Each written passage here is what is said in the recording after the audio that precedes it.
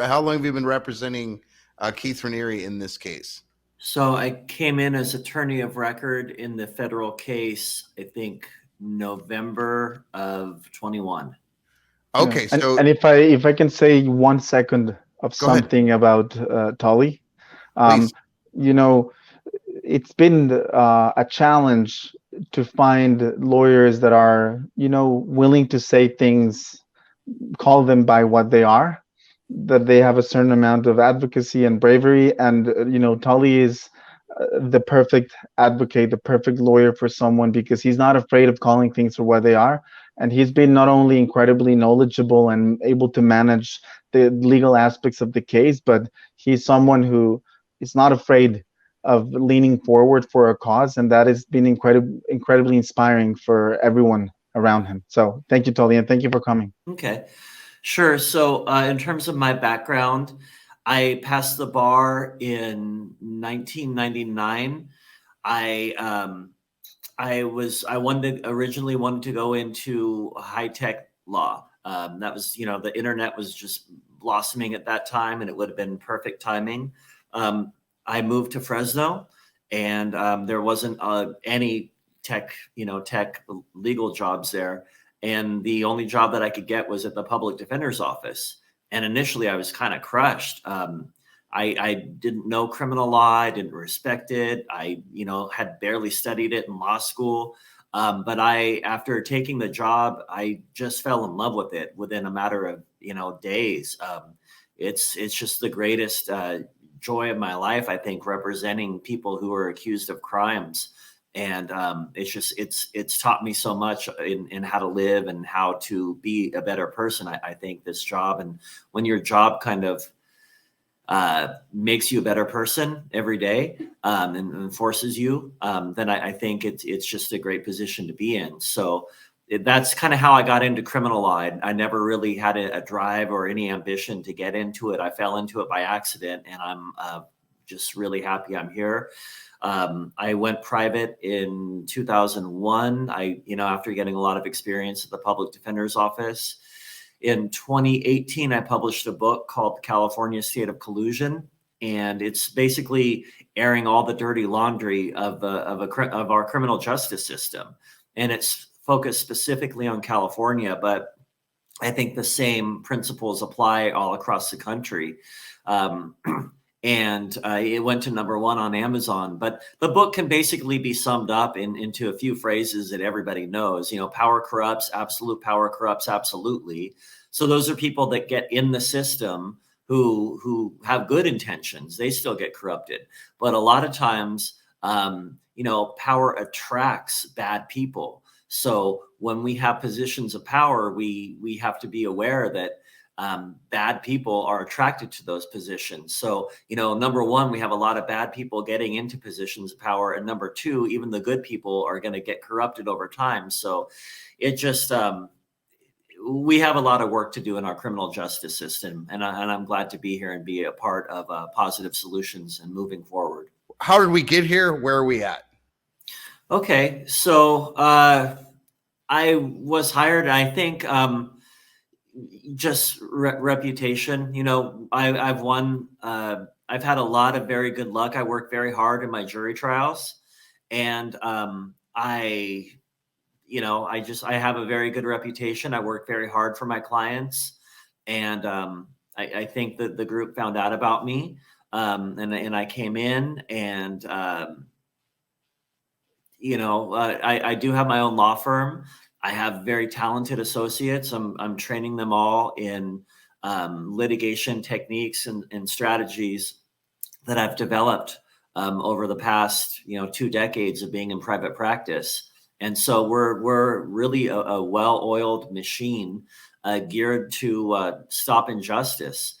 So that's where we're at right now in terms of legal strategy or legal procedure. Do you want me to get into what is on the books right now? Thing that we're sort of pushing on the drumbeat, which is the FBI planted and created child porn evidence. That's everyone should be concerned about that. But what are maybe like the top 3 or top 5 other things that people should be aware of that were problematic in this case?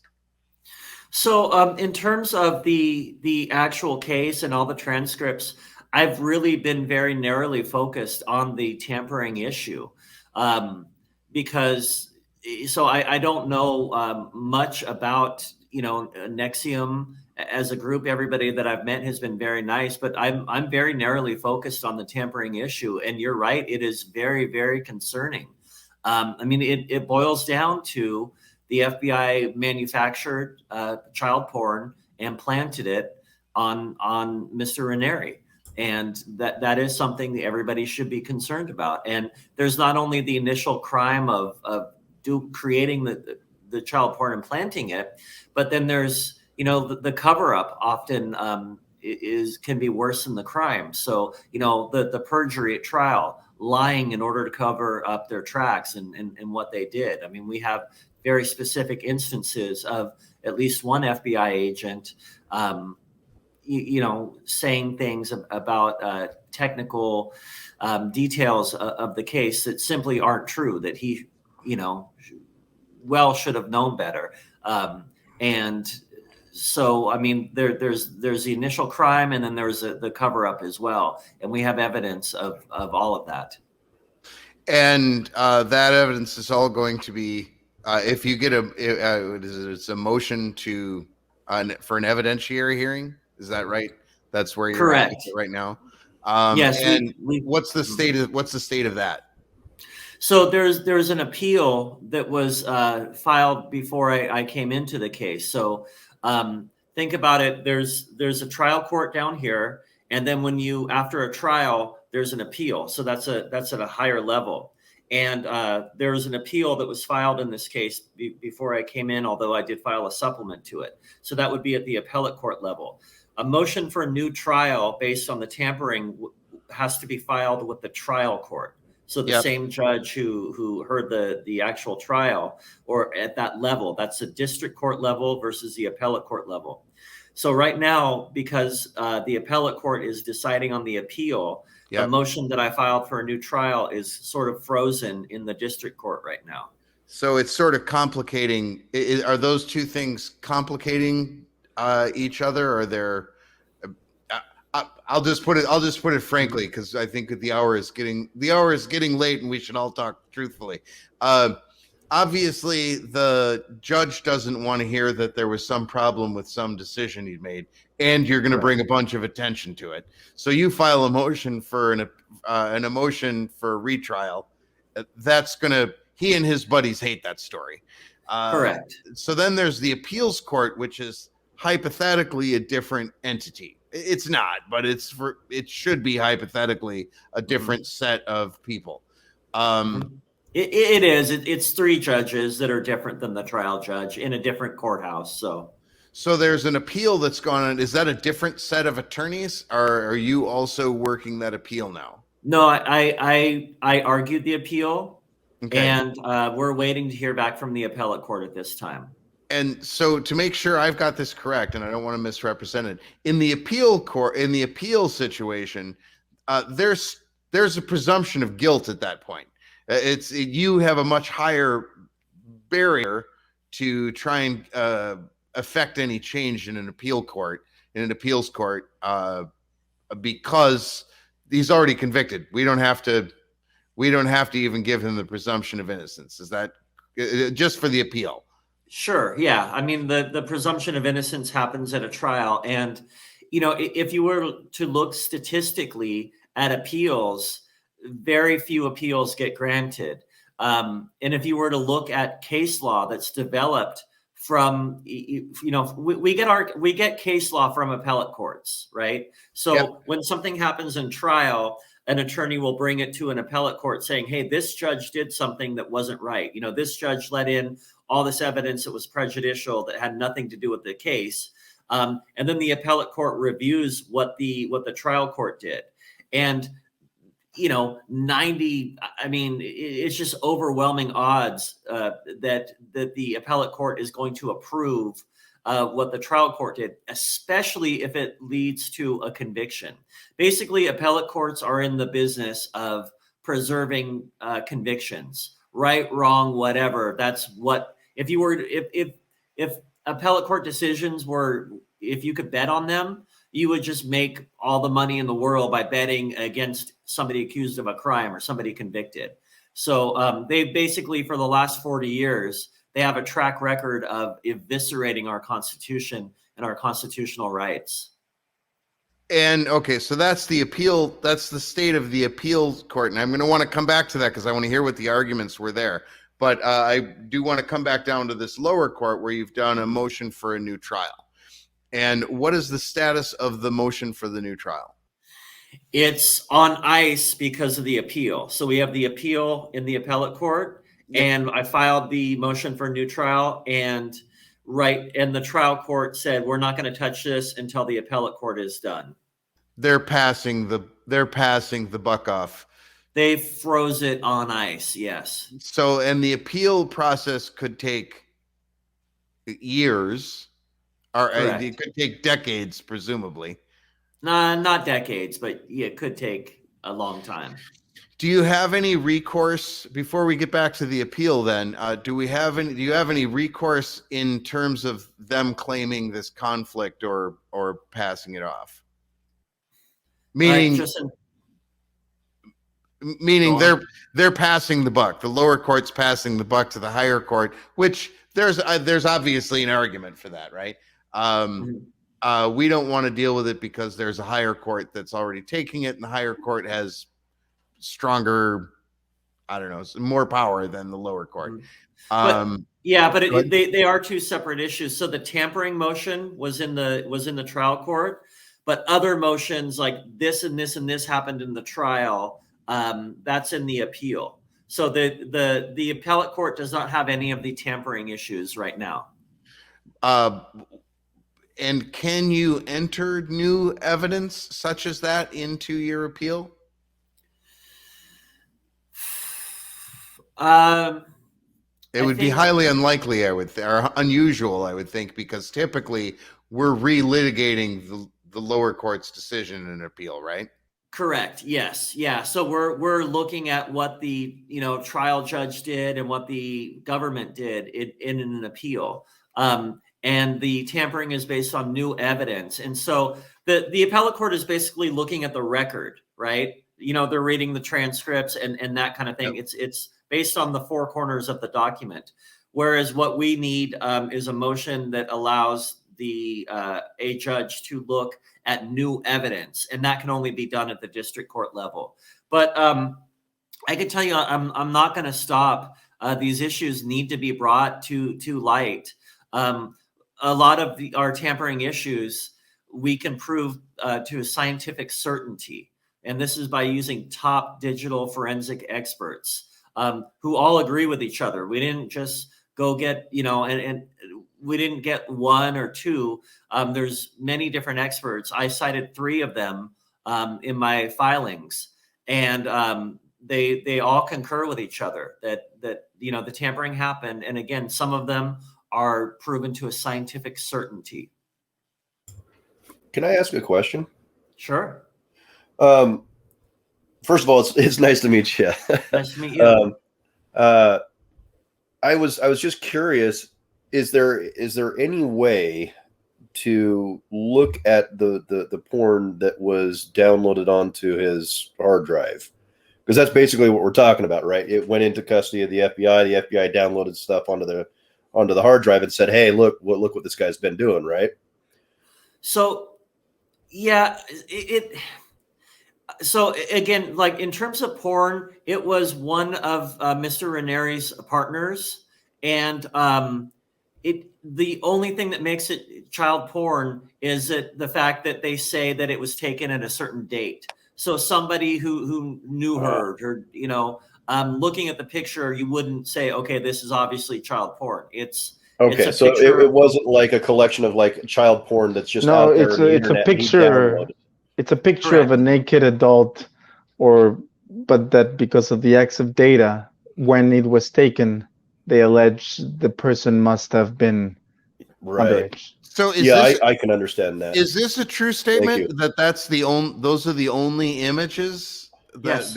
Yes. Okay, so then this isn't even a planting of child porn. This is the FBI creating the illusion of child Mhm. porn on a hard drive. That's why I wanted to Correct. ask, because I wasn't sure whether it was just like stuff that he downloaded that was like definitely child porn, or was this like a 17-year-old girl? I don't know about you guys, but it's hard to tell the difference between 364 days at 17 and 1 day at 18. It's like really hard to tell that difference. So Correct. I wasn't sure what the porn itself actually was. Correct. It's 22 photos of one of his partners and Adult partners. adult partners that Someone just, he was yeah, he was yeah, with her for a decade. Yeah. So I mean, she could be 23 in this photo. She, Oh God! in terms of looking at her and judging her age, you would judge her to be much younger than you would think. So that's the what's metadata that they important. went in and changed. I'm sorry. That's the data they went in and changed. Yeah, Correct, they changed the yes. data of the pictures to appear Oh that he my was taken when she gosh. was 16. So they That created is so much worse than I thought. Yeah, Yes. So much worse than I thought. they created the child porn because it wasn't Oh my child God. porn when it was on there. They created child porn. I Correct. thought they also dumped other images, but it's just these 22 photos in question. They're all Correct. from a time period when she was an adult, and the FBI created the illusion of child porn. It wasn't even it's verifiably not child porn to a I scientific believe, certainty. yes. Put it like this: if she was truly under 18 at the time, none of this tampering would have needed to happen. So Dee Dee Hellick, I'll put on our follow-up list. So Great. okay, so what are some realistic timelines? When are the next hearings? Oh, actually, let me go to this. So right now, the pending action is the appeals court, and you Correct. argued the appeal. Can you give us a brief summary of what the appeal argument was? Yes. So the one of the defenses at trial, I think the only defense at trial was that there was no criminal intent of this group. Therefore, that would have countered the RICO charges. So the defense attorney at trial, was not me, it was somebody else, was in the middle of talking to the government's key cooperating witness. And he asked a question, and he's trying to get into, what was your mindset when you were at Nexium? What was your mindset when you were at DOS? Were you trying to break the law? Were you trying to make the world a better place? And had he established simply that their mindset was that nothing criminal, that would have been a complete counter to the RICO charges, which is the racketeering charges. And the judge heard the question, and the judge said, okay, you can answer that to the witness. The witness started to answer and was going down a path that would have helped out the defense. And the judge cut her off and undressed the defense attorney in front of the jury, told them, you can't ask any more questions. And then after he was done doing that, he turned to the government and said, do you have any questions? The government said, nope, no questions. He said, are you sure? Are you sure you don't want to ask any more questions? And so, here, a judge... The judge is doing the prosecution's job for them. Well, and not only that, she Right. was crying, and that's why he interrupted her, and he said, I'm a human first and a judge second. This woman is broken. This is not DOS, he said to Mark Agnifilo, taking complete side, the job of the prosecution, and supposedly because of a humane feeling, he interrupted it, and then goes to the prosecution and, you have nothing else? And they say no. And he says, nothing else? Very humane. He wanted to bring the dogs back on her. Yeah, but so the humane thing was a justification that he gave later after he cut her off. And because the defense attorney said, hey, judge, I don't know why you cut me off. And the judge said, well, he was trying to go with composure break, but yet if you read the record, he was trying to get the government to ask for more questions. And then he tried saying that, well, I had to cut her off. So he used two different explanations for cutting off the witness. One was, as Eduardo just said, that I'm a human. She was, she needed a composure break, basically. But again, the record proves that to be a lie. And then the other reason was he was saying, well, you were going down into a legal territory that isn't permissible. Well, he heard the question. He said to the witness, you may answer. So that's a lie as well. So he just didn't like the answer. Yeah, exactly. He didn't like the answer. Well, then what is the timeline? What's the next in the legal timeline in these cases? The next thing is obviously something should be happening with the appeals case. When will we hear from that, and what is that? That's unpredictable. It's up in the air, but I can tell you that I do not intend to sit around and wait for the appellate court to make a decision. They're deciding on completely different issues. This issue of tampering is provable, and it's very concerning. And we need to keep pushing this issue. The public needs to know exactly what happened. And I can prove this in a court of law. One wants to get their skin pinched in the meat grinder of willful ignorance that is our criminal justice system. And with some certainty, Keith was thrown in hook, line, and sinker, pushed in by somebody or some groups of people. Now, I have heard, and I don't know if this is true, Joseph, if there's apparently been some difficulty with you having communications with your client while he's in lockdown. Is that correct? Is that accurate? Can you tell us about that? That's a subject of a federal lawsuit right now. There is a different law firm working on that. Okay. In terms of prisoners' rights, but I can tell you, last time I spoke with Keith, we started talking about the tampering, started talking about real nuts and bolts. The line got very, very staticky, kind of out of the blue, only at that moment, and then we got cut off. I get cut off from Keith frequently when I speak with him on the phone. Sure. Some of it might be phone problems, cell phones. Some of it might be something else. So, but it happens a lot. So it's definitely very suspicious. And then we have the fact that the next day after we filed the motion, the tampering, after Tully filed it, they scrubbed. They told him, we're going to scrub your list, and they cut his power of attorney. In the past, they put him for 97 days in the shoe for sending his love to Nikki through another inmate, supposedly. So this is retaliation, is what it is.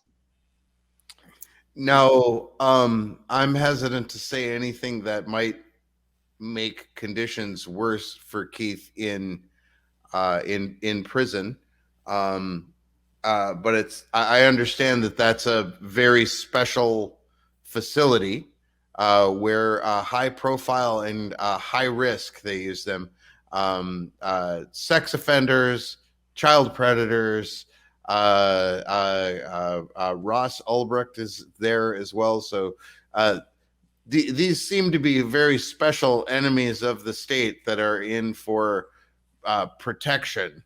Obviously, every communication that somebody high profile like him is going to have is going to be monitored, perhaps more closely than other people. But so he had his list scrubbed. Did I hear that right? So he had to rebuild his visitor list or his content? Well, what that means is they cut phone communication with him, and it was key for his defense. But again, I imagine that because of the lawsuit going on, it might not be the best thing to get into details. But of course.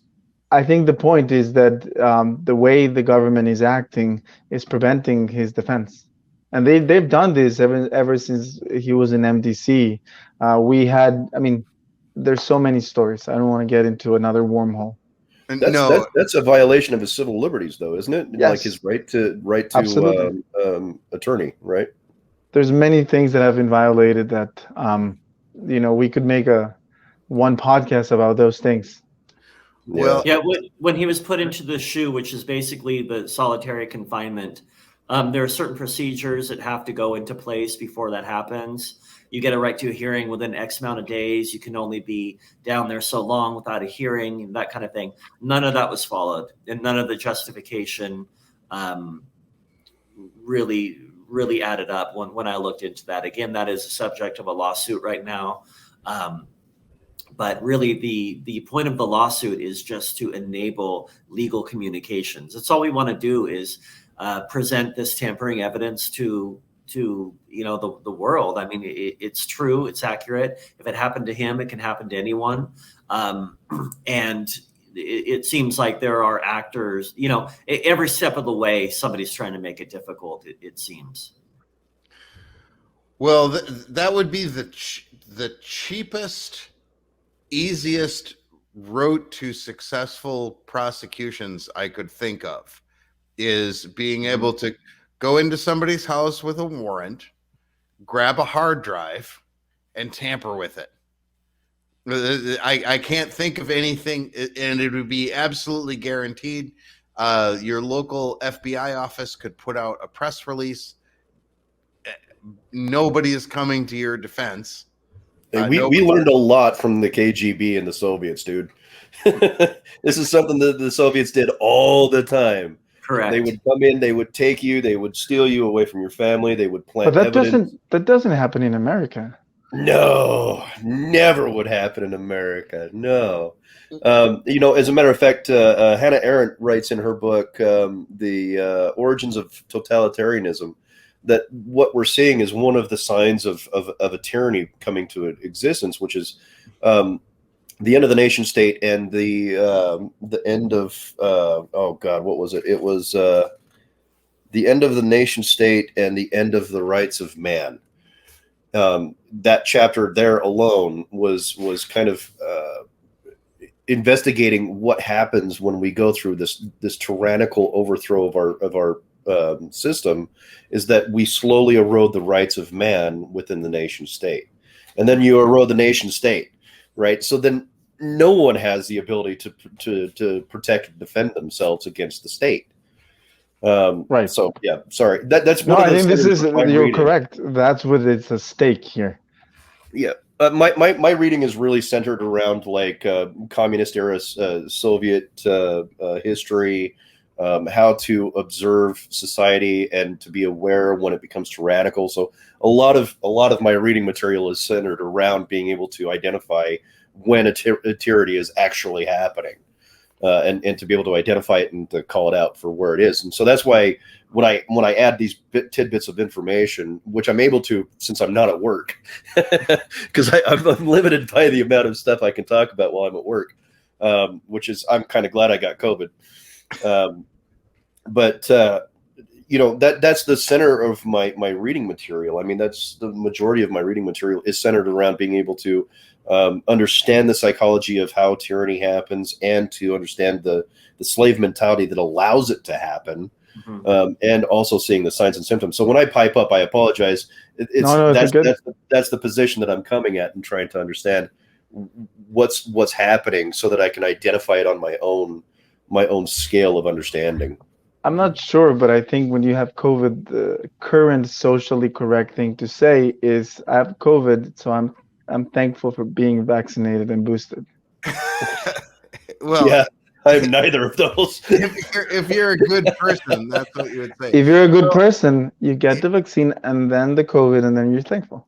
Yeah, I'm not a very good. I don't want to go there. This is just this podcast brought to you by Pfizer and Moderna. Sorry, I don't want to keep creating. Like all drug companies, have your best interests in heart. So to speak sort of to Steve's point, one of the reasons that I'm very interested in some of these things is wherever nation states have turned into tyranny, the bellwether events that you can tell is that they go after men first. Those are the first people they show up for, because once you remove the men from society, you can do anything you want to the women and children, and that's been true throughout history. and the worst part is nobody really talks about that element. And it was, again, one of the things where it almost looked like Keith was sort of being set up to be a prototype. Like, this is like they're testing this to see if they can get this guy, right? We're setting up this prototype and an archetype wherein we can go, okay, child porn, okay, media press releases, great, now we've got him in here, no one's going to defend him, and then we can get through the whole process of the whole process of getting a guy convicted for 120 years. How is that for let's say everything that was said was true, Joseph?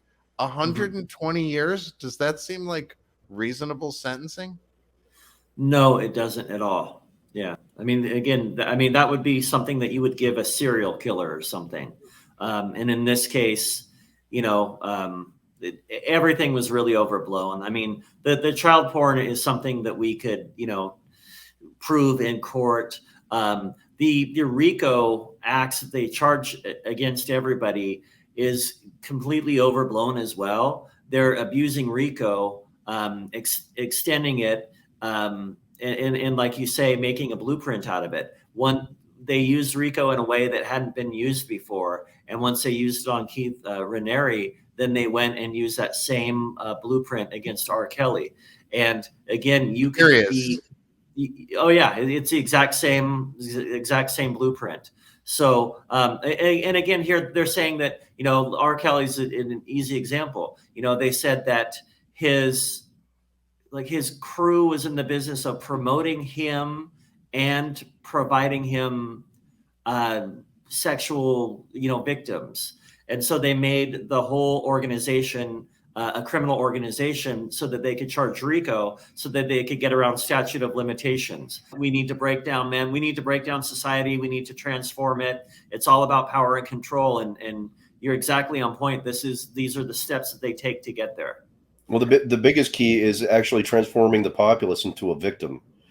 It is transforming them into saying that you are all victims of this other thing, right? And when you do that, you create the fertile ground by which to grow dissent, right? And this is what you see when you have so many victims. Everything is the enemy, right? And Nietzsche spoke to this quite clearly about the slave mentality. Is when you have the slave mentality, the master, all the things that make up the master, right? All the characteristics, you then begin to what's the word for it? You begin to uphold the values that the master is not. So if the master is smart and intelligent, you tend to praise stupidity and ignorance, right? When the master is for law and order, you begin to uphold the ideals of vengeance and excuse me, and the like, right? So you begin to value those things that are not the master. Okay. And that's where you get this victimhood mentality, where everything that makes you a victim empowers you to break the system down that you are currently residing in. And that's the most dangerous aspect of that. Interesting, because that is how George Soros, that's always the blueprint or the kernel of his color revolutions. Is he'll come in and he'll focus on, I mean, they take causes that are justifiable. I don't want to see discrimination against gay people. I don't want to see victims of police brutality, but they'll come in and they'll hone on that and cultivate it. It'll start with, trans people aren't being treated fairly, in Italy or Greece. And that's how they foment their color revolutions. Now, there will be people who, as soon as they hear George Soros say, their eyes glaze over. There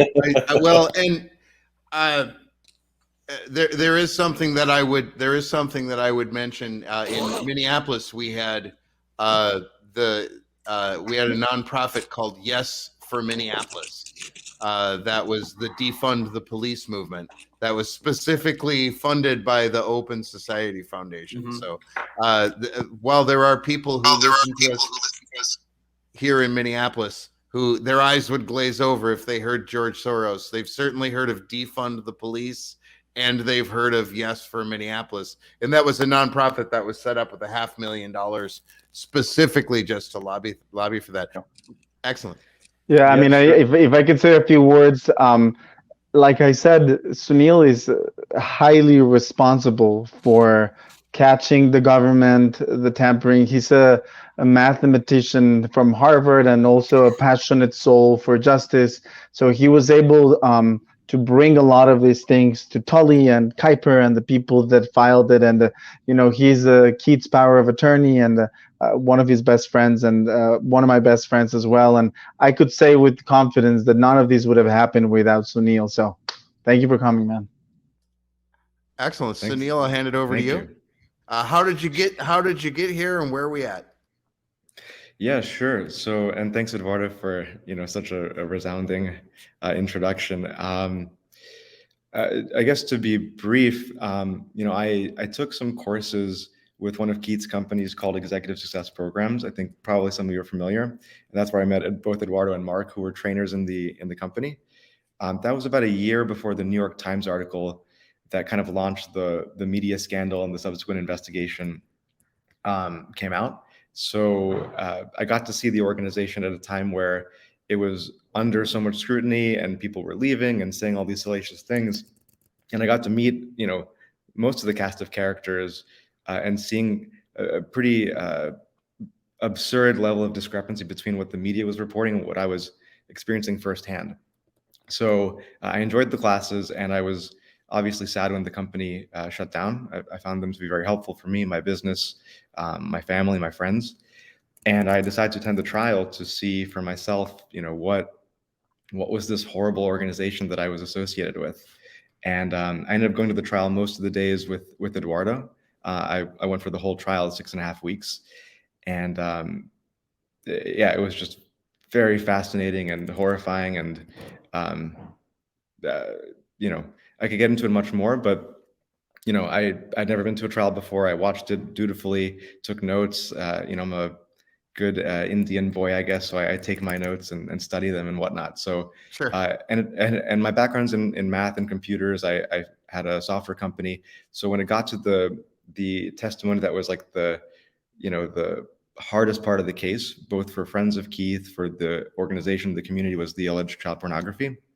And I was expecting, the whole courtroom went to sleep, and I was like wide awake because it's my field. And I just noticed a lot of things that were very off about the testimony, in particular, some things that were blatant lies. And that really troubled me. So I ended up meeting Keith. He told me that, he alleged that the evidence was tampered with. And we began this journey of, 2.5 years to prove it. So I guess that's the short of it, maybe not so short. And then go ahead, Mark. Tell us who you are and how we got here. Great, nice to meet you. Thank you for having us. It's great that you were able to connect with Eduardo and give us the platform. But my short story is I'm from St. Louis, and growing up in St. Louis, I lived with Tourette syndrome for about 20 years. And I ended up becoming an inspirational speaker all across the country, talking about compassion and tolerance. And while I was on my speaking tour, I ended up finding some people that also were in executive success programs. Eduardo, have you talked to him about ESP versus NXIVM? Go ahead and give us a breakdown. We've skimmed on it. Yeah, just briefly, NXIVM is the word that is out there. It's just, NXIVM is sort of the parent company. It's sort of, I describe it as sort of like Google. It's like the name Google, and then there's all these companies under Google. There's Google Calendars and Gmail. And NXIVM was set up in the same way. Nobody even really talked about the word NXIVM. It's not something that we even said to each other. So ESP, called Executive Success Programs, was one of the companies under the NXIVM umbrella. And I really enjoyed personal growth, and I was a speaker, and I went and took the classes. Of course, they have nothing to do with Tourette syndrome, but the courses were so unique. They were so eye-opening, so informative, so transformative, that as I was going through them, I ended up beating my Tourette's completely mind over body. So I started taking courses in 2010 with executive success programs. I loved it so much, I ended up becoming a trainer. And then once I became a trainer, starting around 2014, we started to help other people beat Tourette syndrome. We tried to see if using the tools that Keith had created, the technology, and when I say technology, it's not machines, it's a type of talk therapy. That's a philosophical inquiry in how you, to help you build more self-awareness, is that we then tried to see if that technology, rational inquiry, could actually help other people with Tourette's. And we had extraordinary results. We ended up helping about 10 other people that had severe Tourette's, and we had the privilege to document the entire process. And a documentary came out in 2017 called My Tourette's. That's now on YouTube. So we'll have to make sure that you get the link. And so that was my journey with NXIVM and executive success programs. And as you know, you've heard, I'm sure, plenty from Eduardo.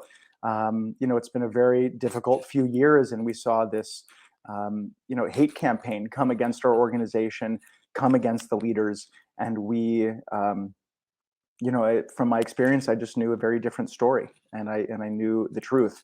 So I've been able to have the incredible privilege to team up with Eduardo and Sunil and Nikki and a few others to really try to expose the truth and try to expose the corruption and right this wrong. So, this is the trailer of the movie. It's okay.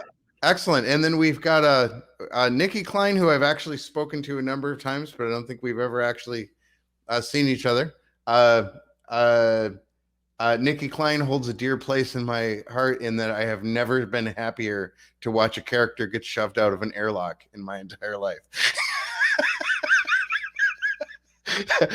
Nikki, why don't you tell us a little bit? I don't take it personally.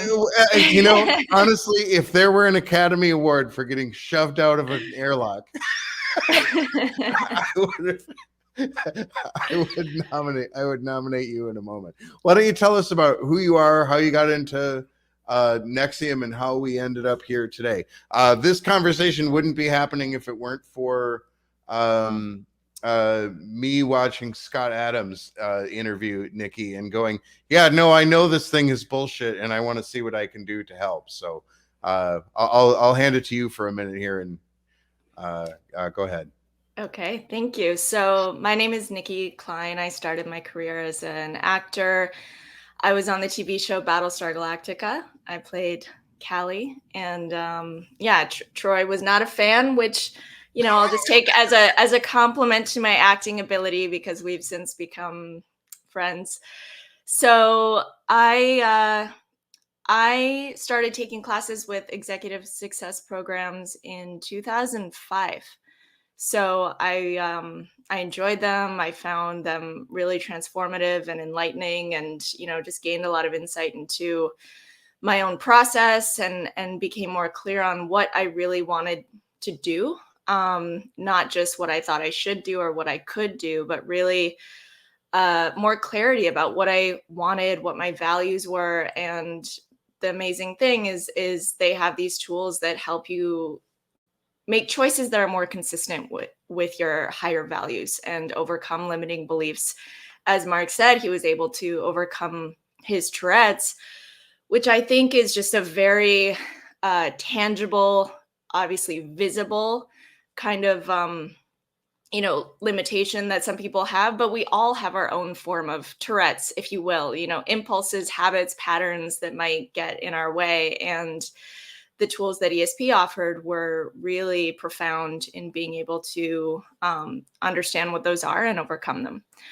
Over the years, I also co-founded a media company that analyzed news. It was called The Knife Media, and it was doing quite well and getting attention by people like Elon Musk and other people on Twitter who have quite a bit of influence. Unfortunately, when this whole NXIVM is a sex cult story came out in the news, all the companies under the NXIVM umbrella that were really just the consistency was the people and the principles of bringing integrity, ethics, self-awareness to different parts of our lives. And so a lot of things got destroyed when this narrative came out in the news. And when it first started, we were quite naive in thinking this was just a PR problem. You know, we sat around being like, okay, well, should we say anything? Maybe it'll just pass. You know, sometimes what's in the news one day is out the next. And obviously that was not the case. The people who are very negative about either their experience in NXIVM or against the people, the leadership in it, they were quite committed to destroying it and to destroying the lives of the people in it and who started it. And it's very sad because it was an incredible community program, helped a lot of people, but the lies that they spread and the fear that they were able to instill in people who were either part of it or outside of it, it manifested in this narrative that snowballed out of control and eventually led to a criminal investigation and criminal indictments. So the last 4 or 5 years have been a crash course for me in the criminal justice system. I'm not sure who everyone else is on the call, if there are lawyers.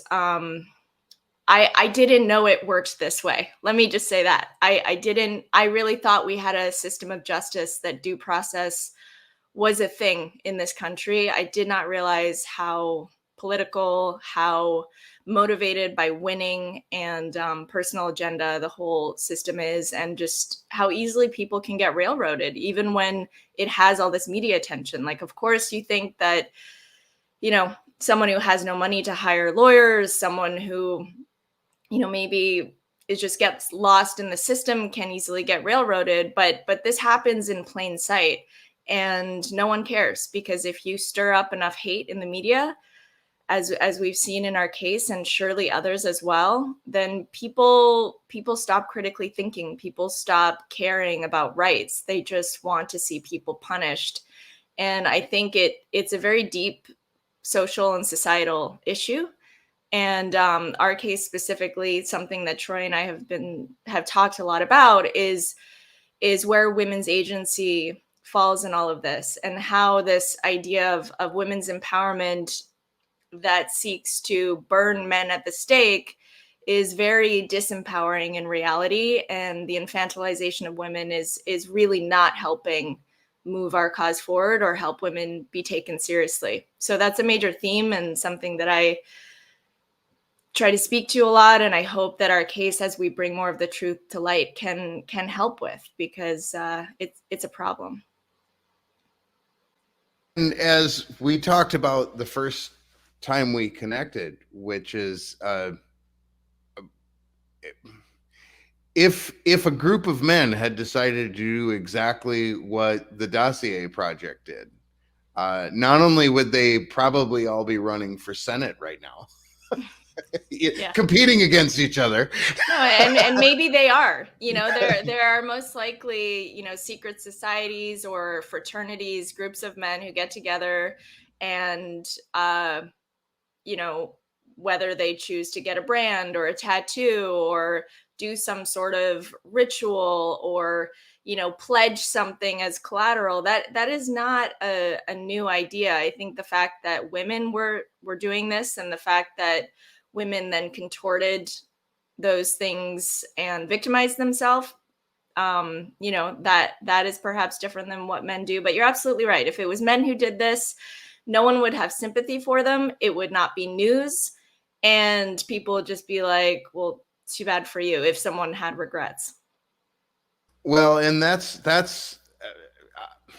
obviously the FBI planting evidence is bad. The potential of this idea of jurisdiction shopping to bring your case is horrendous. But there is this broader societal concern that I think ought to really be under consideration, which is, do we really consider women to be equal agents, equal actors under the law? Or if they do something we don't like, or is it the fault of this overarching patriarchy, or some man forced them to do it?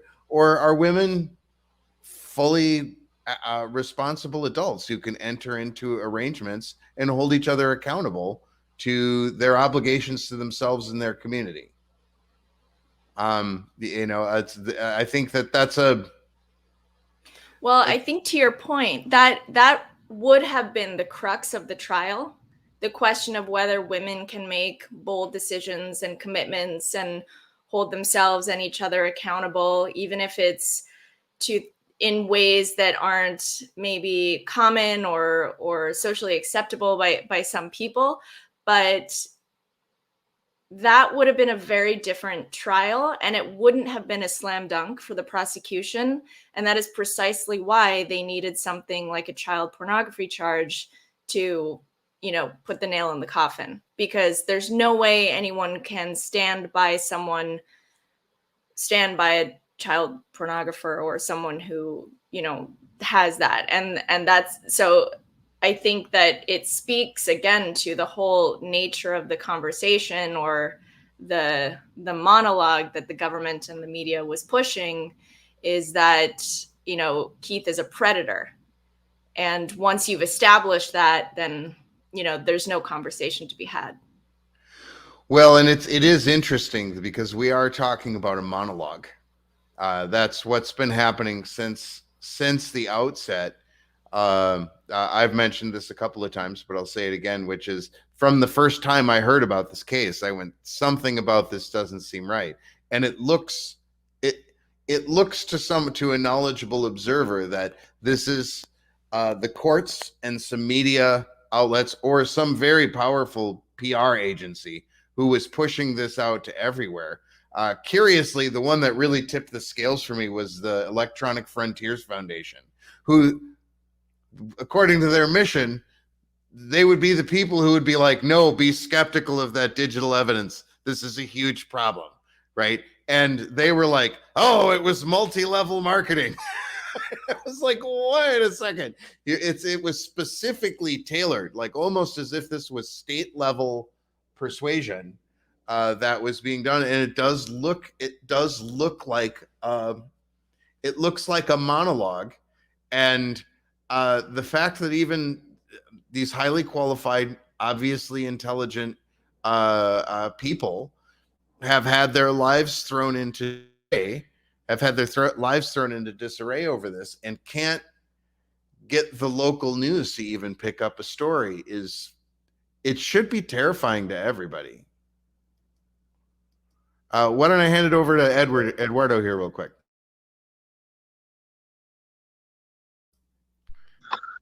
Thank you. I think that what would be most helpful is if other people give you the views of the things we've discussed. Obviously, maybe some of the women have questions for Nikki, and the stuff that you were asking before about DOS, she can speak of that.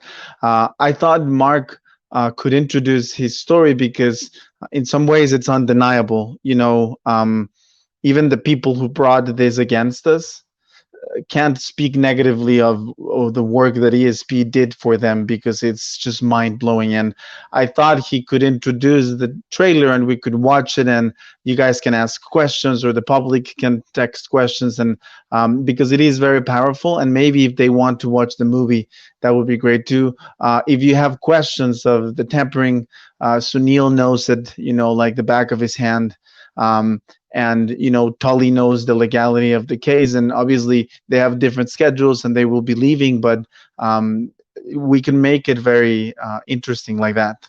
We could also hear another of the audios and talk about the challenge, but I was feeling that maybe watching the trailer would be a good way to just change the feeling, just to solidify how we've been little by little getting more of how this is historic injustice.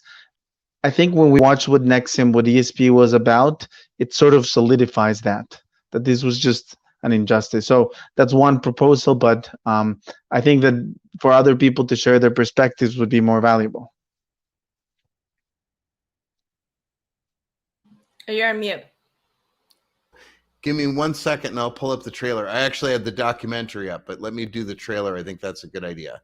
Now I do want to Go ahead. Could I just ask too? Yeah, could you post a link? Because I'm sure that we all could share more of the live link, so that we could let other people know. Perfect. Thank you. Absolutely. Give me 1 second here. It looks like Jewel Eldora's got that up in the chat right now. If you want to do that, so I do have take a a question, second. real quick, Troy. Yeah, go ahead. And I would be remiss if I didn't ask this, because it seems like this is a question that a lot of people would probably ask if they were watching this, if they had an opportunity to actually say it. Is the fact that you guys had a positive experience of this process that Keith invented, basically, is this evidence that it was a good product, or are you all just the beneficiaries that we get to see? Because we see those commercials of real estate ideas, and like, I got rich in 6 months, right? And you get to see like just the people who were successful, The exemplars of success. Right. Are we seeing the exemplars of success here, or was this a wider, broader example of success? You get what I'm saying? Is like, are we only seeing the positive actors here, or I don't know how to better ask the question than that. I think it's a great question, and I think Nikki, Eduardo, Mark, who were students, coaches, trainers in the organization much longer than I was, have a different perspective. The way that I was brought into it, to a course, was through a fellow Harvard alum. Took the course with a dozen or two people of different walks of life, from college students to successful entrepreneurs, and some of the people who, at least my impression, both with my past company that I had some of my employees take the course, as well as my brother, friends, experientially, anecdotally positive. But as far as the raw numbers, I mean, there's somewhere in some lawyer's filing cabinet, thousands of anonymous questionnaires with, very high, satisfaction ratings.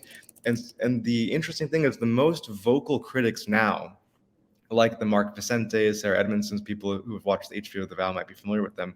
They were some of the most successful people in the organization, made the most money, the most material success, and were extremely vocal about their support.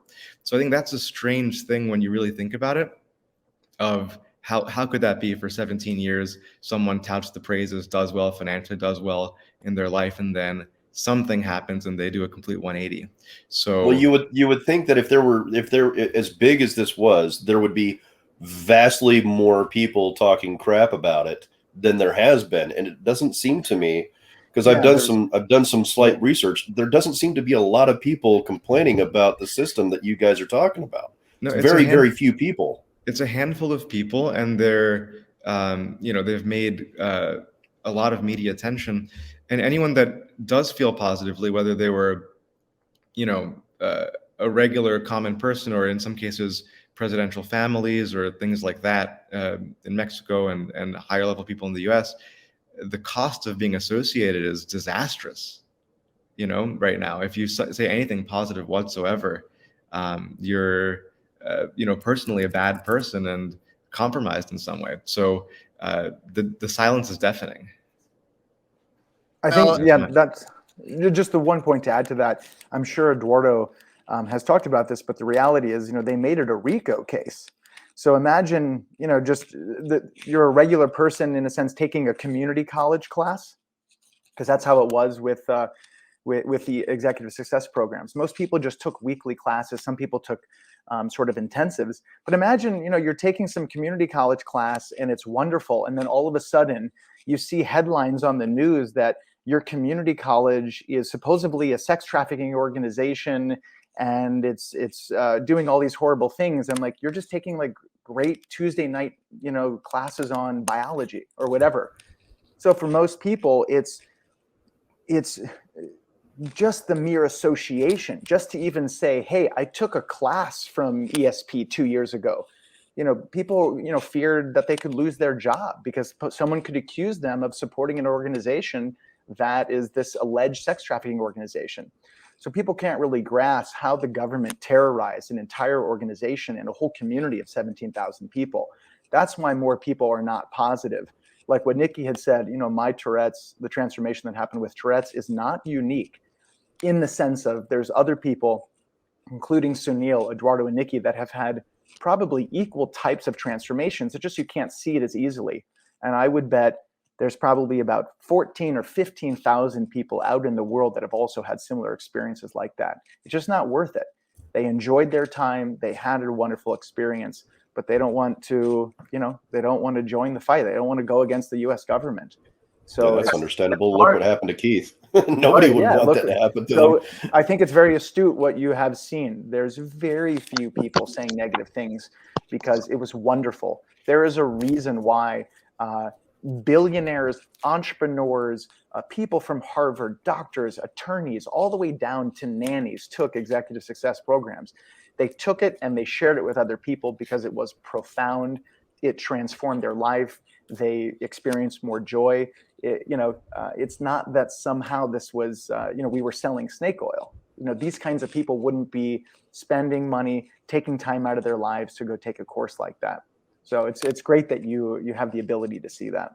And at the peak of the hate campaign, people like Mark, he was going to do a speech about tolerance and how Nexium had helped him, and he was threatened by the prosecution. This was old Russian type of techniques to silence people who were positive about it. I personally went to Mark Agnifilo and said, I want to testify because I know these women and they're lying. And he was like, no, you're going to get caught up on the RICO. You shouldn't do this. So this is how we were silenced, and we're still being silenced. So it's you're right. There's a few people willing to do it, but there's many, many, many more. And little by little, they will all come out. There is literally hundreds and hundreds of people with thousands of hours of footage of saying how great this was. And there's statistics of, 98%, 95% of awesomeness by anyone who ever took the courses. So even the people who hate it, if you watch The Vow, it's hard for them to make it look bad. They have to say, well, no, it was good, but it was a front for something bad. So yeah. Well, I mean, even if you had a 98% success rate and only 1% of those got invited to the sex parties, I would consider that a pretty good success. Well, and Nikki and I have had this conversation before. Is I mean, I'd be pissed if I wasn't invited to the sex parties. See? I think we all feel that way because none of us were invited. There was no sex party. There weren't any. The worst sex cult in history. Before is I mean, I'd be pissed if I wasn't invited to the sex parties. See? I think we all feel that way because none of us were invited. There was no sex party. There weren't any.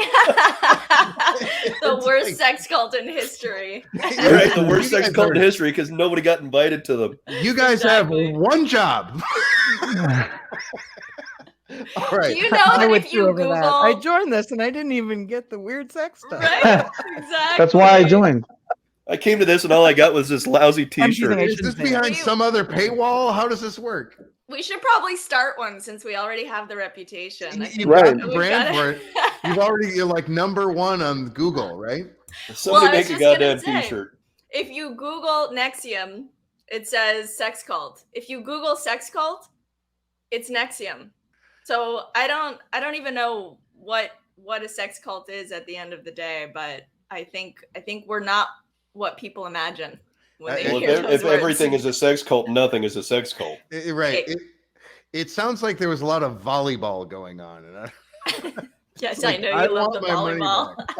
So I do want to play this video by Mark. I do want to make a couple of things here. Is one, I'm personally, and nor is that anyone on the podcast making any claims about medical claims. But I will say this to anybody who knows me by reputation and knows what my areas of study are. I have read all of Keith Raniere's patents, and I have some idea about what the training it is that he was doing. And I find the claims around Tourette's worthy of interest. And I know Jules going to be writing about it because there are a lot of psychologists who read Jules' blog on social perception, and I think that I would put my reputation on saying I do think there's something interesting around that is worth testing in a clinic. That's not to make a claim because I wouldn't do that. Tourette's is the thing I know a little bit about how it could happen, and I have enough of an understanding of what Keith's teachings and methods were to where I could see that interrupting the circuit that causes these sort of sympathetic seizures is probably not the accurate term. Mark would know more than I do, but I do want to run this video with Mark here, and then he can give us some commentary on what we're seeing here. So give me a second.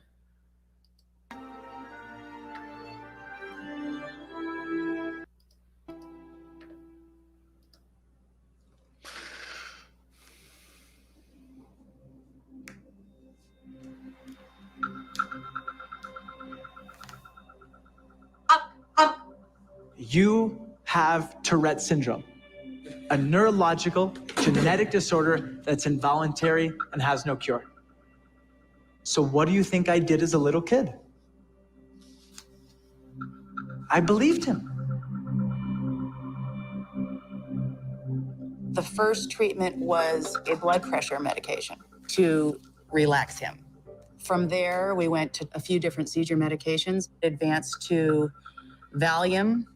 He's used to not being allowed in movie theaters, restaurants, many restaurants. The tics were loud. They were often insults to people. A teenager traveling to St. Louis was kicked off a bus after an episode with Tourette syndrome. It's a disease where it doesn't matter how much money or how little money you have it.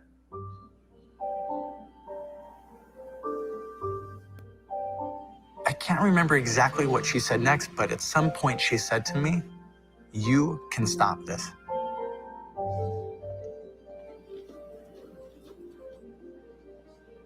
My objective was to get results with 5 people and then try to teach it to someone else. This is what we've been waiting for since I was like 8 years old. We don't use any drugs. The only thing that we use is a talk approach. They have to be willing to take a tremendous risk. They have to be willing to involve themselves in something that's new and different. I always felt that my body betrayed me when I was 7 and I never forgave it. But I realized it might have been my mind.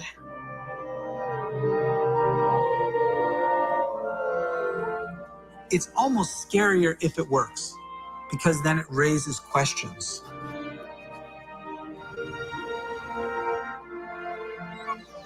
Who are you to tell me that I can't do this?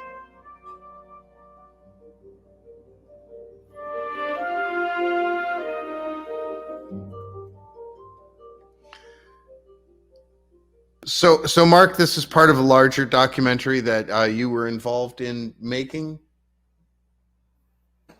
Yeah, so we filmed the documentary again. It's called My Tourette's, and now the whole movie is on YouTube now. People all around the world can see it for free, which is incredible. I do just want to say, I mean, there's so much that we could talk about, with Tourette's, and the fact that we've come on today is incredible, and I'd be happy to come on. I don't know if you guys are interested. I know it's not even specific, to women against false accusations, but to do a whole thing about Tourette's would be incredible. So we can talk about a few things. I will tell you this: Harry Crouch, who is the president of NCFM, is very interested in Tourette's, actually, and the largest, as I understand it, one of the largest donors for the organization, for the National Coalition for Men, is very, very interested in Tourette's. So yes, we will certainly invite you on for that. No, but I am interested in this context for sure. Yeah. So I mean, what about stutters? The reality is what Keith created, I believe, can help out so many people with so many different types of limitation. We only had just begun to see the types of effects that it could have on different medical disorders. It just, again, was by happenstance that I had Tourette's and I came and took it. They started to see its effects on people with OCD, even Crohn's disease. I think at the crux of it ultimately is, with any type of medical disorder, the question is it completely biological? Meaning, is it completely genetic? And then is there any components of it that the person has control over or influences or can participate in?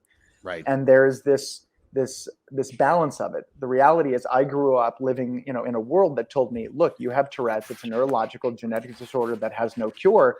So therefore, in my beliefs about it, the way that I related to it, my identity was the fact that it was entirely genetic. It was just in this biological bin. Does that make sense? And when I went to ESP, what started to happen is I started to learn more about myself, about my emotions, about fears, about just everything about my human different aspects of my human psychology. Things started to open up. And so I started to begin to peer into this sort of biological bin and go, wait a minute, what if I actually do have some say in this? What if I'm actually participating in it? Not meaning it's my fault, but the question is, can I have more control? Can I have more agency to change things within myself and ultimately my physiology? And the tools were so sharp, were so unique, were so good that that was the case. And as I went through the courses, I found that I could actually beat my Tourette syndrome. The people that you see in the film, I would say most of them are down at least 70%. And I believe these tools could be used for so many different types of things in the medical community with respect to anxiety, depression, OCD, so many other. I can't even begin to imagine pain management and things like that. The saddest thing, and I think just in terms of I struggle with a stutter. That's why I ask. It's like if I get really, really emotional, because I've done some victim advocacy in the past, and when I get really, really emotional, my stutter comes out quite badly, and I still struggle with it to this day, even when I'm not super emotional. And I've just learned ways of managing it. Like even now, like you can't tell that I'm stuttering because I've managed to manage it well enough that it's not obvious. People just think it's the way that I talk, but I've just simply masked it. I've band-aided it to the point where people can't tell that I have a stutter, but I do have a stutter. And so that's why I'm curious, if this works with Tourette's, what can it do for other people who have other different issues like a stutter? Yep. Because I would love to be rid of my stutter. I mean, the answer is, I think if you believe that there are certain aspects that you have the awareness that your emotions, being stressed out affects it, our tools definitely can help people. Can definitely help people if they recognize that. It doesn't mean that it would work for everyone. Just like with somebody who's overweight, they could have the best trainer in the whole world, but if the person doesn't want to change, then we can't help them. I think that's also sort of the irony about sort of this whole cult thing and that we control people, is that ESP was really the antithetical to that, is that we didn't tell anyone, the education didn't force anyone to do anything. We didn't tell people how to live their life. It was an education to help ask people questions for people to come to their own conclusions about their own life. So it's not like somebody says, I have, if I have a stutter, it's not like I know that we for sure can help you. A lot of it is dependent on the person and how much they want to change and grow. Yeah, you'd be risking litigation if you were making claims like that. Of course. But I'm interested to see, some other time other than now. Yeah. I'm definitely interested to see what the process looks like. Because if you can help more people with more issues, it seems, to be blunt, it seems damn selfish to hide that from them. Well, just a couple of just things I'll say to bring it to the bigger picture is, I mean, that is one of the reasons why I'm fighting so hard. I think, I want to be able to help people with Tourette's again one day. But the reality is, unless we expose the injustice that happens, right now in the world, NXIVM is seen as this quote unquote criminal organization that has done all these horrible things and actually hurts people. When you just saw in this trailer and, seeing me, we were doing the complete opposite. And oftentimes people will say, well, even to Sunil or Nikki or Eduardo or to me, why don't you guys just go start your own thing? Why don't you go restart NXIVM? And it's like, well, it's just not that easy. I mean, right now, as Eduardo had said, even for me just speaking publicly, Moira Kim Penza, who was the federal prosecutor at the time, she had called my attorney and said if I go through with this presentation that she would throw me in jail. So it's vital that we expose this injustice and that we right this wrong so that, eventually we can actually bring back the education and help people in this way. I don't want to be, operating in the shadows, afraid of the government for the rest of my life. We need to expose this, and then hopefully, yes, we can help a lot of people. And just the last thing I'll say on the Tourette's thing, I think, there's a reason why, with, the FBI, has planted this type of, helped participated in the planting of the child pornography. It seems that the prosecution might be implicit in that. It's unclear, but I don't think it's random that here you have them tampering with evidence, and also that they would then try to suppress the Tourette stuff from the trial. So Neil or Eduardo could probably talk to this more because you guys were there. But if the prosecution were really trying to find the truth and they weren't just trying to control and put out a very specific narrative, why would the prosecution not want the world or the jury to know about the Tourette stuff? And the same thing goes for a lot of the documentaries out there. Seduced is one of the documentaries that came out.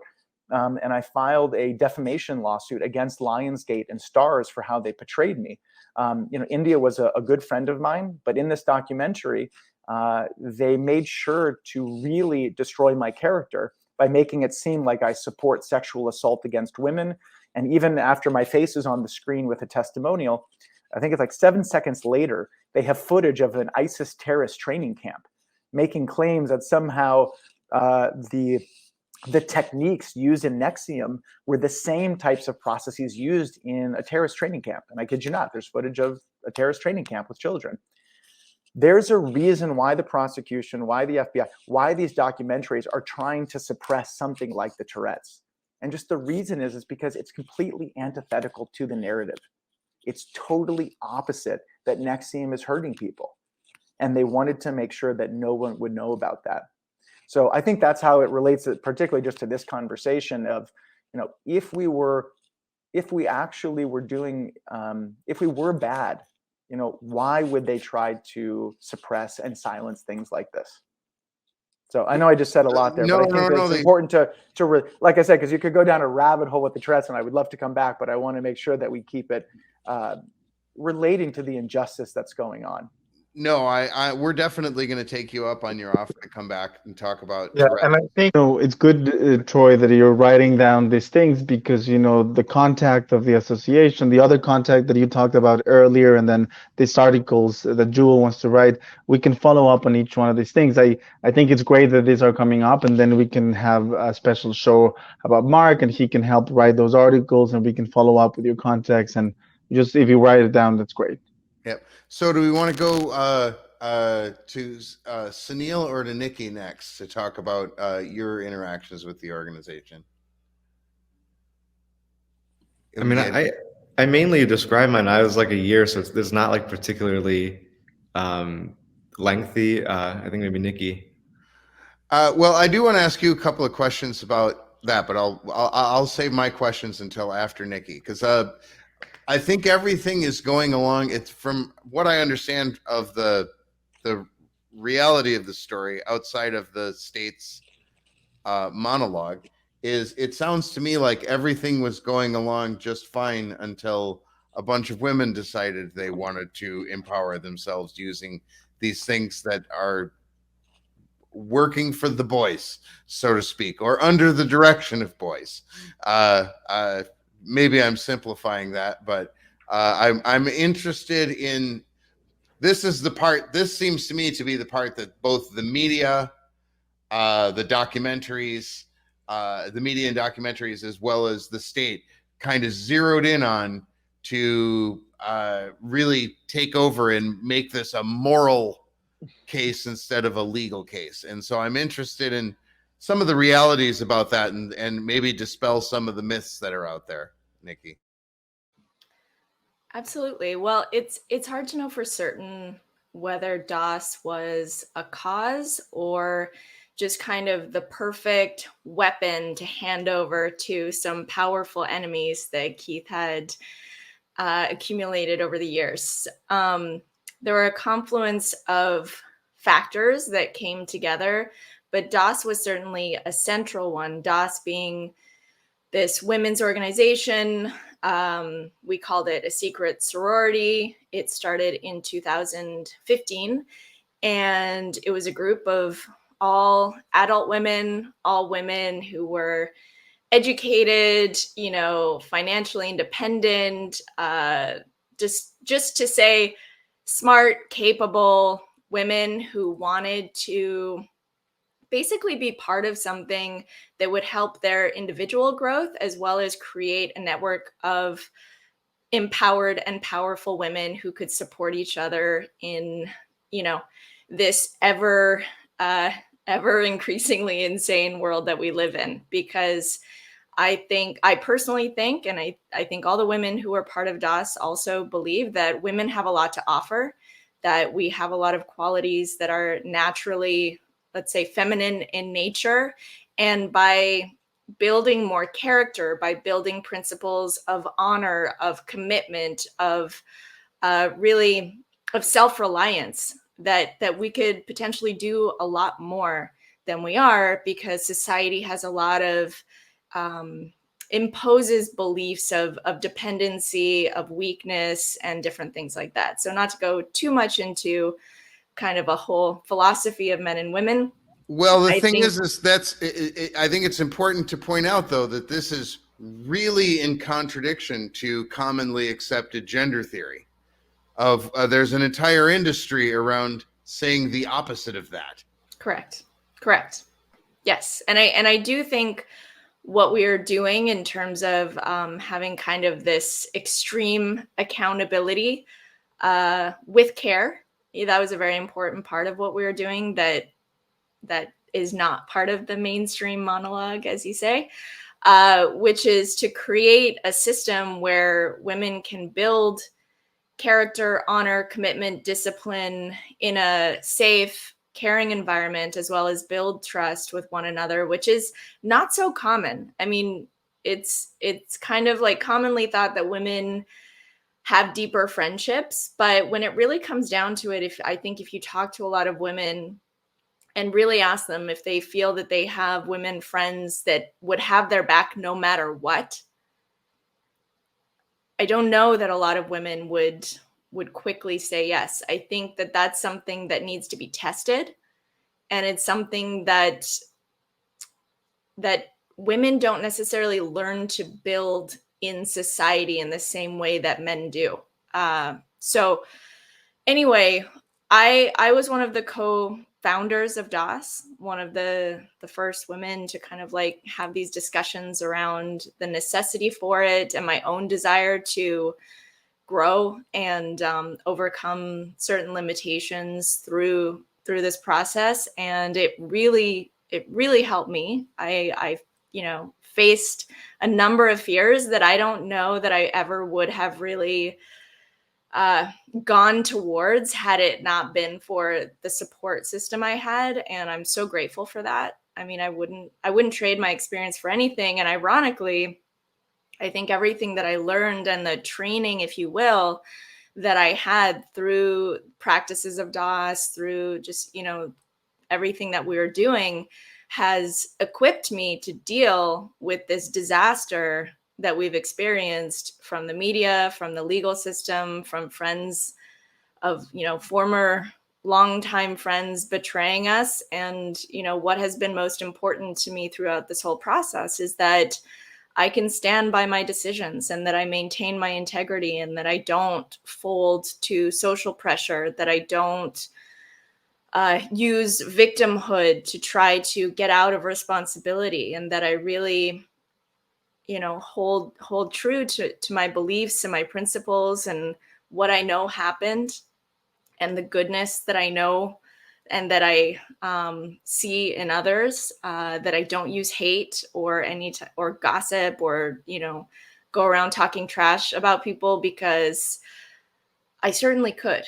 And but that's just not the type of person I want to be. That's not what I want to promote in the world. But it does put you at a disadvantage in the greater, game of things, if you will, because of what currencies are, that people like to trade. They like to trade in gossip and talking trash about people and seeing their demise. But I still, I'm the only one who has to put my head on the pillow at night, and I feel proud of what this group that was on this call, what we're doing to expose the injustices, what we're doing to promote women's agency as part of the Dossier Project.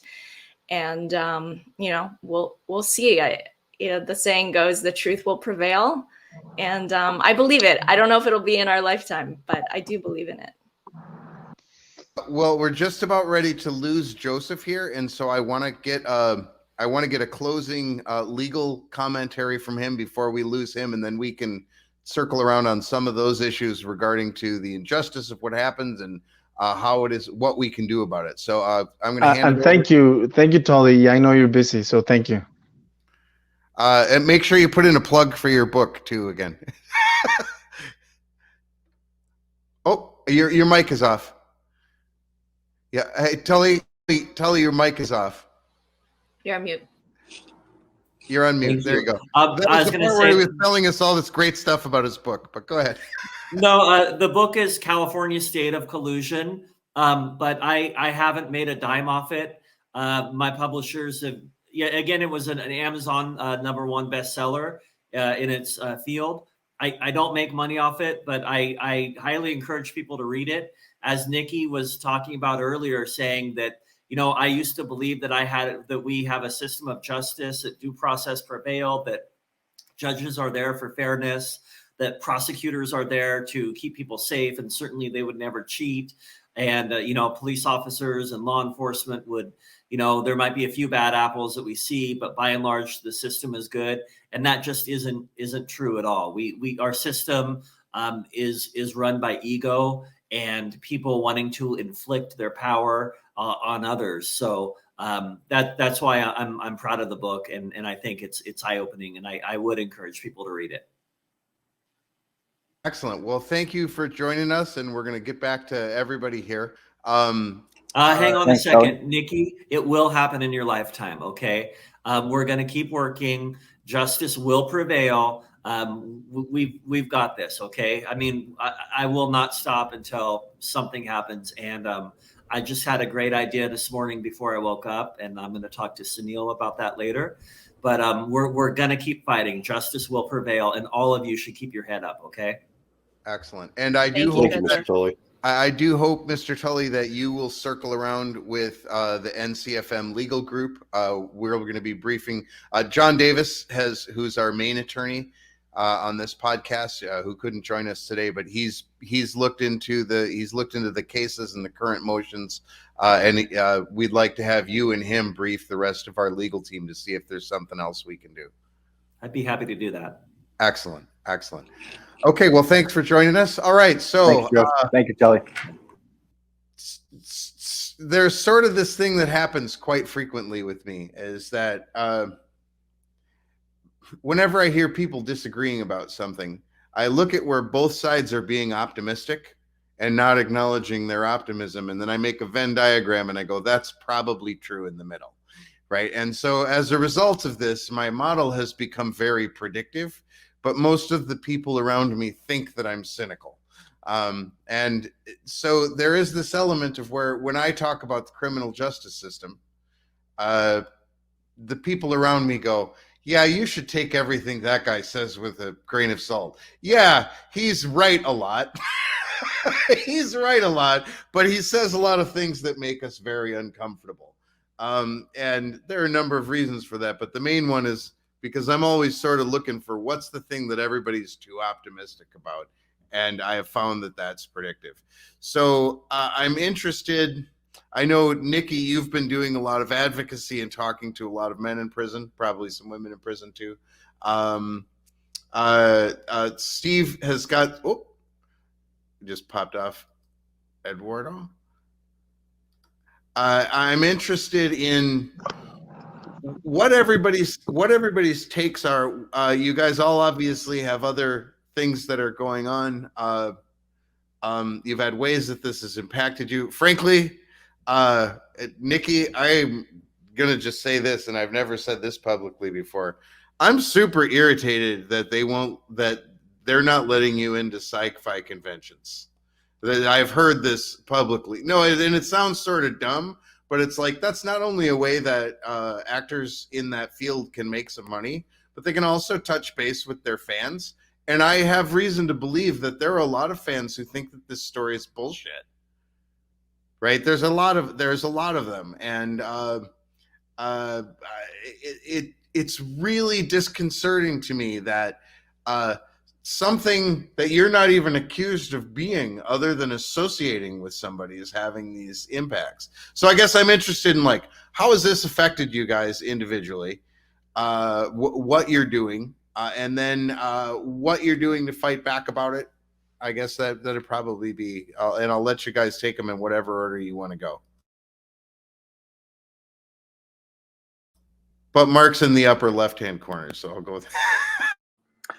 Yeah, I think, in terms of the, how it's affected us. I mean, it's been a difficult 5 years. I mean, never did I realize that, standing for due process could be so unpopular. Obviously, I grew up incredibly privileged. I grew up in Chesterfield, Missouri, in suburbia. So I've lived a very privileged life. Like, I didn't have a lot of interface with, I just had no interface with the justice system. I think what's the interesting thing that I can say is I used to tick the N-word publicly with my Tourette's. I used to just involuntarily be saying the N-word out loud. I'm sure that goes over great in St. Louis. Goes very well in St. Louis, actually. And I just say this because I now, just being unwilling to be hateful in this situation, just being in a situation where I am fighting for my friends' constitutional rights, trying to expose the FBI, trying to expose what the prosecutors did, I have experienced more hate now than I ever did living with Tourette's. And I think that just sort of captures, the difficulty of the situation. I know for a lot of us, we've lost a lot of friends. People that have known me for decades, don't want to associate with me because they think that, how could I be supporting someone like Keith Raniere? How could I be supporting an organization that doesn't even exist anymore, like NXIVM? So I think for me, that's one of the hardest things. I just you never really are prepared for dealing with that kind of hate and prejudice. But it's so that's hard, but it's not enough to stop us. Well, and as Eduardo has pointed out earlier when he came on the podcast, and I'm a pretty firm believer on, is there has to be some line somewhere, and this is it. There's a case to be made for this being it. Sunil, why don't you go next? Yeah, I guess I come to it with a little bit of a different perspective or a station in it. I wasn't really very involved in the organization. I came into the organization so close to all this disaster, and I had, very banal, like, techie life with a software company, East Village apartment, like, very granola. So I didn't think, I couldn't anticipate I would be in this situation. But seeing, really good people, really bright, good, kind people getting, metaphorically bludgeoned in front of you has kind of an impact. I got to meet Nikki, Mark, Eduardo in some of the hardest times of their life. I met Allison Mack, Lauren Salzman, Nancy Salzman, Claire Bronfman, and Keith very briefly, and was moved to go to the trial to see what's, it's something just felt very wrong. And obviously I had my own views of it, but I wanted to see the evidence.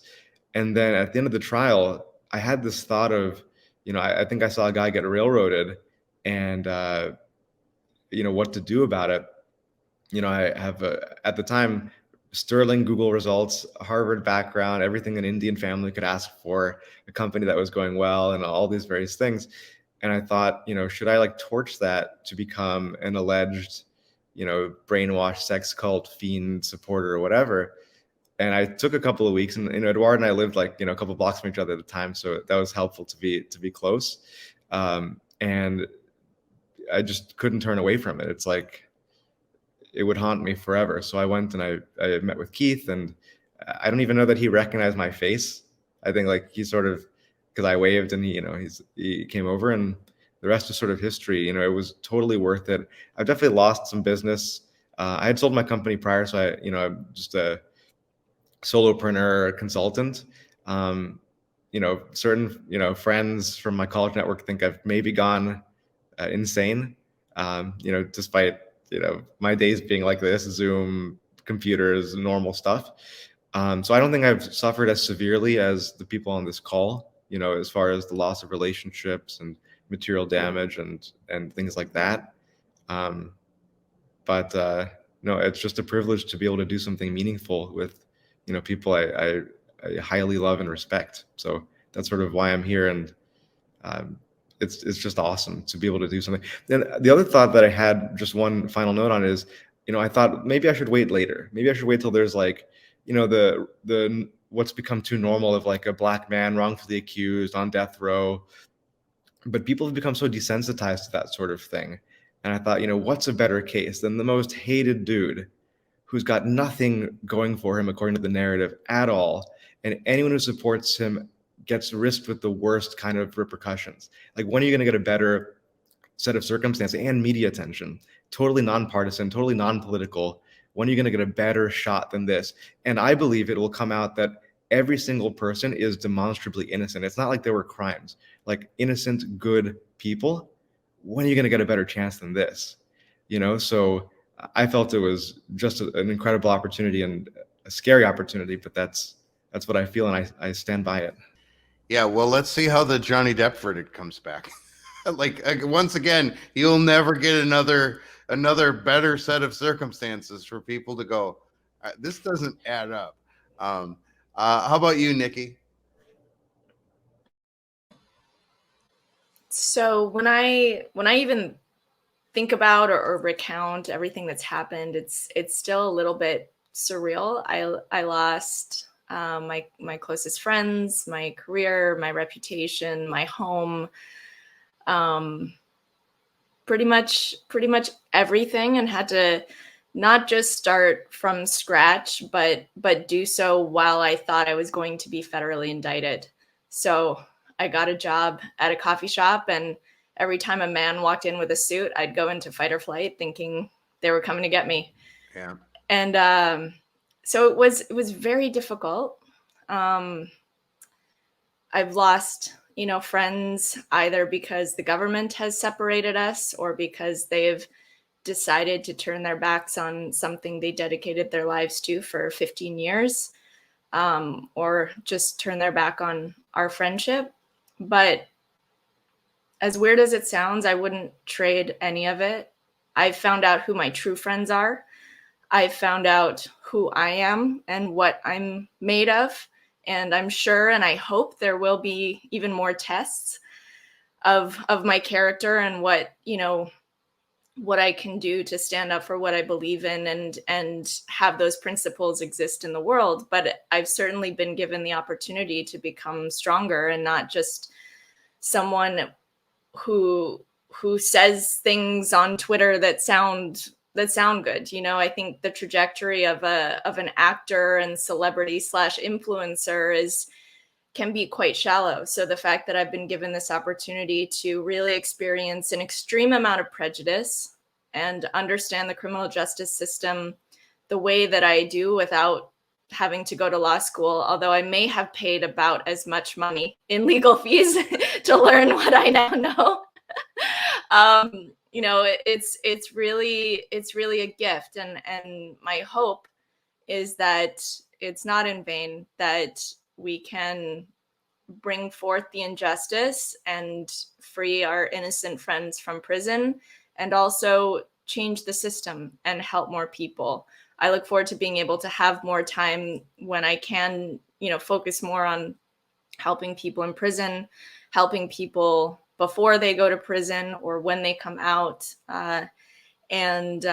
So it's been very meaningful for me, and I feel very purposeful in this, but it's still very surreal and hard to believe at times. So Steve, you're sick, so I'm going to cut you a little bit of slack, but I do want to give you an opportunity to say something before I have Eduardo close us out here, if you want to. You're on mute, Steve. You're on mute, Steve. Sorry. Yeah, the Rona's kicking in. No,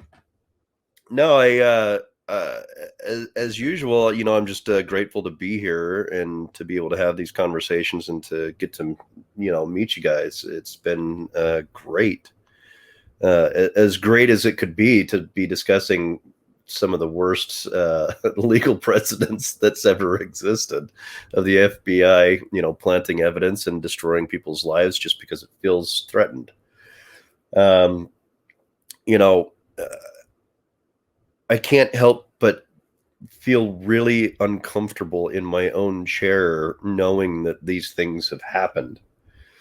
I've dedicated my life to making the world a better place. And for all accounts, I'm just a simple, dumb mechanic, who has a YouTube channel and writes some articles about some stuff, but I've dedicated my life to making the world a better place and to bringing conversations to people about things that are important. And this is really, really important. Like, we cannot allow our government to bastardize justice. We just can't. And so by all accounts, Keith Raniere could be the worst piece of shit on the planet, but he still deserves justice. This deserves to see the light of day, and it deserves to be seen by everybody so that it doesn't happen to everybody, because that's what's going to happen. If you allow it to happen once, it will propagate. It will happen more, and we just simply cannot allow that to happen. And so, as loud as we can be, as vocal as we can be, both in our support of the case, but also in the criticism of our government and our judicial system, both of those need to be extremely loud. And I think we're doing that work today, and hopefully we'll be doing it in the future. And again, thanks for having me here, Troy. Oh, it's my pleasure. I can never have enough I can never have enough computer engineers or mechanics on. Well, I give much better commentary when I'm not at work too, if you've noticed. Well, I just played one on TV. Does that count? A mechanic? A mechanic. You did play a mechanic. That's right. The most wussy mechanic I've ever seen. Hey. You didn't write that character. I'm not holding you responsible for writing that character. Eduardo, yes. How about you close us out here? I don't think I can say much better than what Steve was saying. I think this country I am a dumb mechanic in some ways. And this country is founded by hard-working people like that. And I think that this is an amazing opportunity. I believe in that phrase that says, never doubt that a small group of citizens, thoughtful citizens could change the world. In fact, is the only thing that ever did.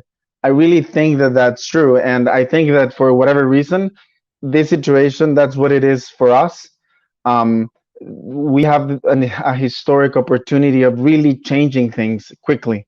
And I don't know what we did to find ourselves in this circumstance, but I do know that we need to take advantage of it. And that's what I intend to do. These agents, these prosecutors, even this judge need to be held accountable. And that's up to we, the people. And that's, those are some phrases that I wanted to leave in people's minds. And these are very literal. And I know that everyone knows it, but I don't think people feel them anymore. I think we would need to recite them every day, like in school. But I want to remind people that we, the people, police the police. We, the people, prosecute the prosecutors.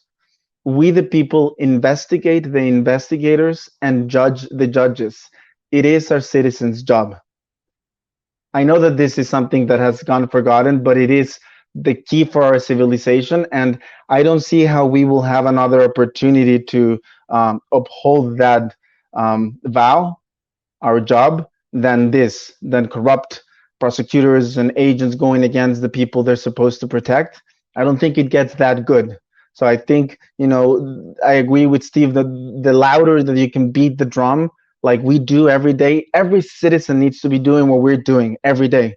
It is the only hope for civilization. This is why we immigrants come to America, because it has a civilized court, and we have the opportunity to repair it and to restore good faith on our organizations, like the FBI, like the court.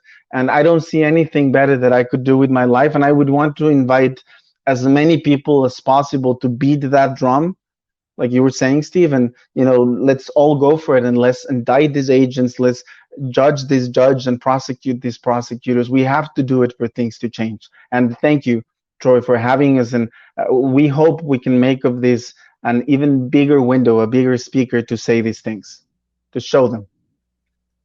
Yeah, so thank you. It's genuinely my pleasure. Since I first heard of this case, however many years ago, I've been thinking about how I might be able to do this. And while we don't have an enormous viewership, I think we have a pretty dedicated viewership. And the National Coalition for Men is it's nowhere near as big as the National Organization of Women. But it is a number of people who are very concerned about exactly these issues. And I do think that you guys working together and being vocal on this are really going to be able to bring a lot of attention to something that ought to be a major concern for us, because we're not just talking about one man sitting in federal prison. We're talking about the potential collapse of the entire system. So on that note, I'm going to see us out. If you guys can hang out for a minute, that would be great.